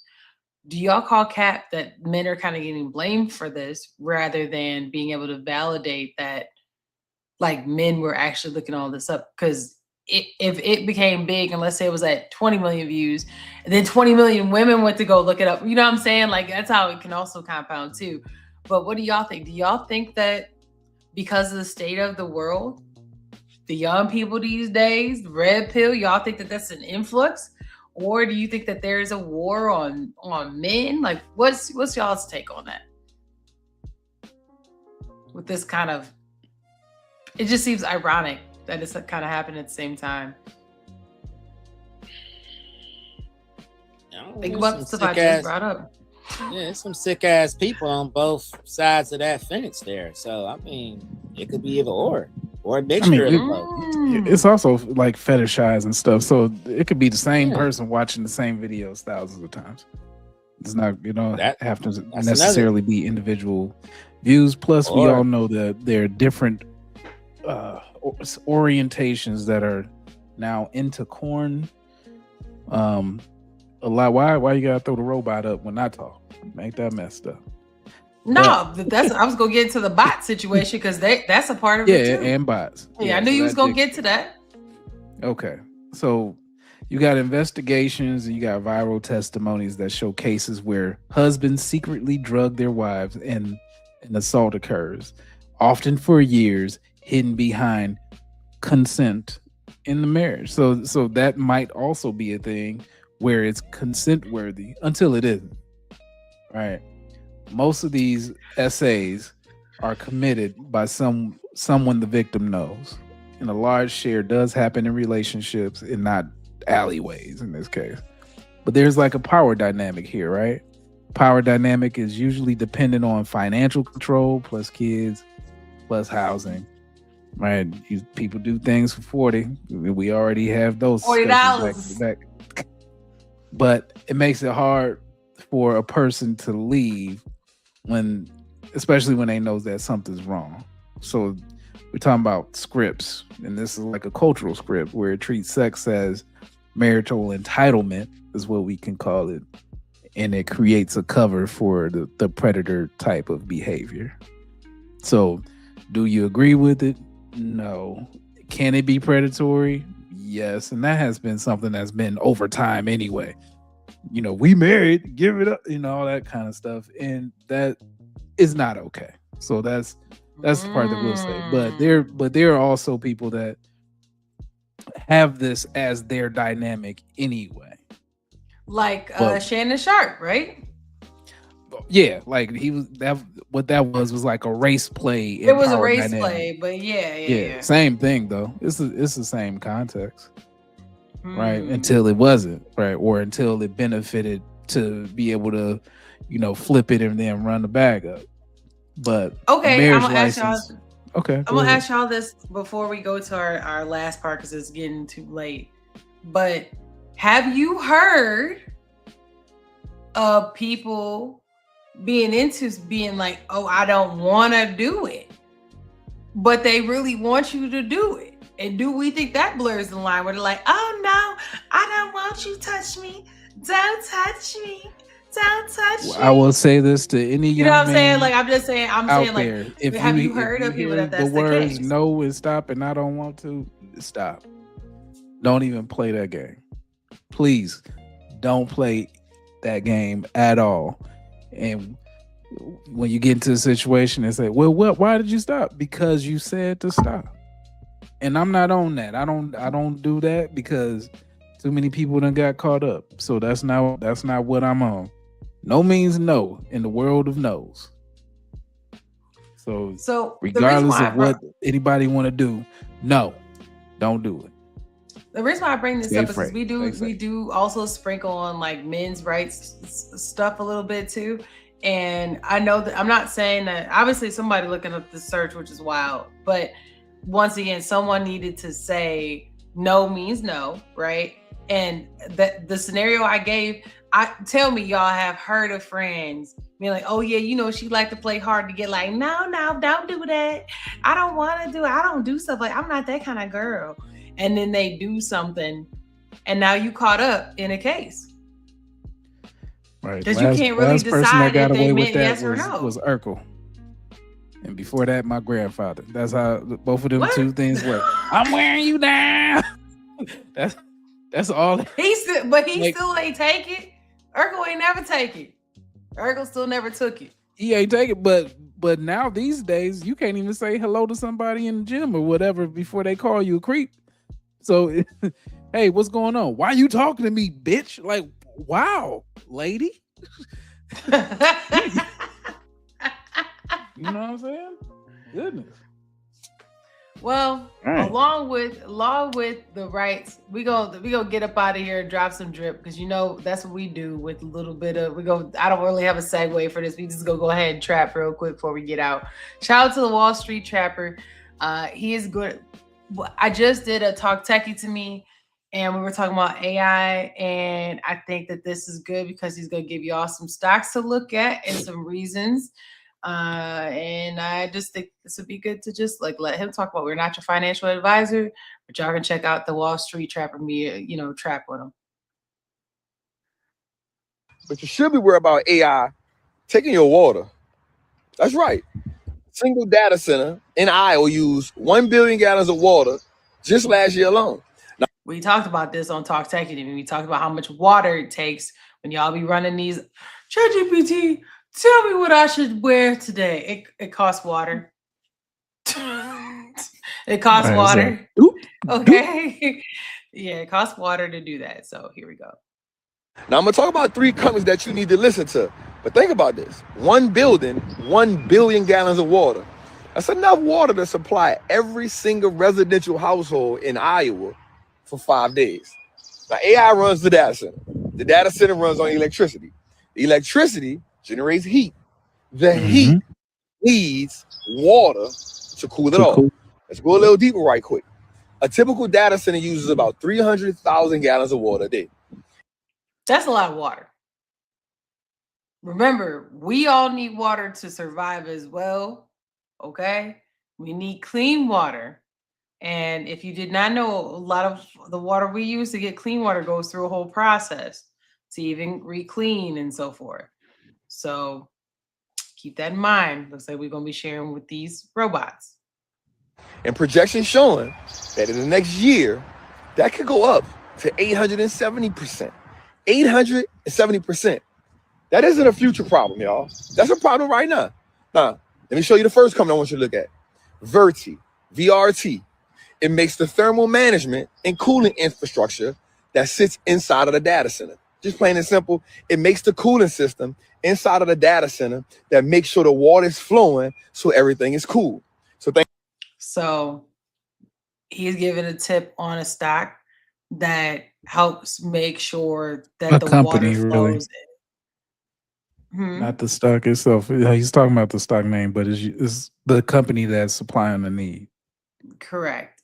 But he's going to tell you about these and why they are something to look out for potentially because of their solutions and the opportunities with AI. So think about this. NVIDIA needs chips. Data center need Verti's cooling system so the chips can run. Because if the chips get overheated, guess what the chips can't do? They can't produce. So that means companies like Google, who were trying to build the data centers and build the ocean, they were trying to put it in the ocean. And they realized we got to come up with something different. Now, here's the problem with that. In 2023, data centers consume 17 billion gallons of water just for cooling. By 2028, they say that number could quadruple. On top of that, they consumed another 211 billion gallons for electricity just to power them. In Texas, 49 billion gallons of water. By 2030, they're saying 399 billion gallons of water. Now, only 51% of companies are even showing the data. And of that, only 10% of them have the right things in place. So based on what he just said that's just who and what we know. There's a big component of more water, more than likely, that we're unaware of. So keep that in mind that they're fulfilling a need to help with the ability to get the water to the data center. Not that they're making water, right? But they're creating a need to allow the data centers to use the water when it gets it. Now you got companies like Blackstone, Brooksfield, KKR. These are the largest private equity firms in the world. And guess what they're doing? Buying water companies. Guess what Bill Gates is doing? Buying land and water rights. So the second company to look at is MWA. They make the physical infrastructure that they need to move the water in and out. The flows, the valves, the pipes. That's the smart water technology that's going to be needed. As water becomes scarce, just think about what the government going to start doing. They're going to start managing the water as it get more in demand. The next one is Core and Main, CNM. They distribute water and waste and production and protection all through the supply chain.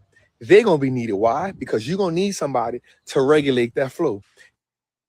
So he just gave 3 options.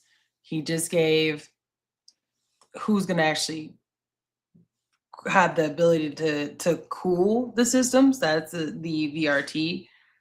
MWA is who actually has the piping and the actual physical pieces to get water or cooling to the data centers, which is basically like a big old building with a bunch of really big computers in it, right? And then the last one is kind of sounds like a little more on the governance side, but they also, it sounds like they build infrastructure stuff too, and like the how, maybe like the blueprints and construction of the building and so forth. This is So water valves and systems that are aligned with it. With yeah. No, this is definitely talking through the requirements for, you know, this big push. Now, are we going to be in a space where this is needed? Maybe. But on the flip side of it, investors are also looking for returns on investments for all of these AI booms that are ticking. And a lot of money's being put into these spaces, and you can't build them fast enough to get an actual return. So could be a bubble forming within these spaces. We'll see if we're, you know, in the next boom or if we're in the next beta max tapes. We'll see. Right. well, I think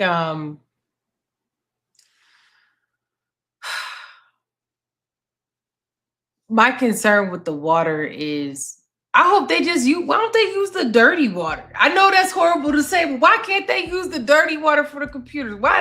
If they using clean water for the computers, that's ridiculous. All these robots, y'all get the dirty water. Get the water that ain't been filtered out, that people ain't gonna drink from. Give them that. Like, cause why they gotta get the you gonna clean put water? poop water on your $100,000 chips? Yep, because guess what? They don't listen. Okay. Listen. If it's me versus a robot, don't ask me. Give them that poop. Hey, go get them that poop water in the back. Yeah. That's The issue me, is son. that Ain't going that far. You might value people. Somebody who own them chips values the chips. Get a strainer. Strain it. We already seen a president that had flyby poop bombs on people, and that was official. That was an official tweet. So you let me know where we at in society. I mean, I've seen people cry over dogs, but will kick a person or smack a panhandler's hand. Get away from me and my dog. You like, thing. Look, fire dirty chip lady. Right. Well, y'all, that was all that we have tonight. We very much appreciate you. It's been a very long drip, much longer than I anticipated, but we appreciate y'all. We will see. We are here every Friday night. Make sure you check out the socials below. Drop some drip in the comments. Matter of fact, if you are not subscribed, go ahead and hit that subscribe button. If you haven't hit that like button, go ahead and do that, because guess what? It is free. It don't cost you nothing. Just go ahead and hit that button. And then you know what? Before you get up out of here, tell 2 people you like and someone you don't, because you won't regret it. So we'll see y'all next Friday night, Late Night Drip. I am your co-host, Jim Jones. I'm your man, Plain Dane. And in the background is Cash Pay, who's going to get us up out of here with these tunes. We'll see y'all next Friday. Peace.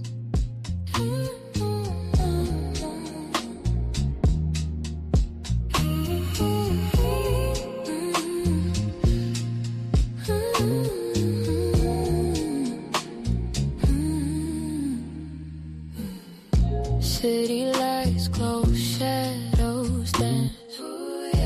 Jim and Dave got the vibe, got the stance.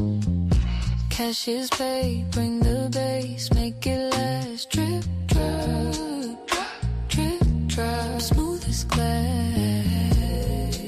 Late night, whispers in the air. Feel the rhythm already there. Drip, drop, our daily flow. Drip, drip, Jim and Dane, you already know. Drip, drop, watch the city glow. One more time, let's take it slow.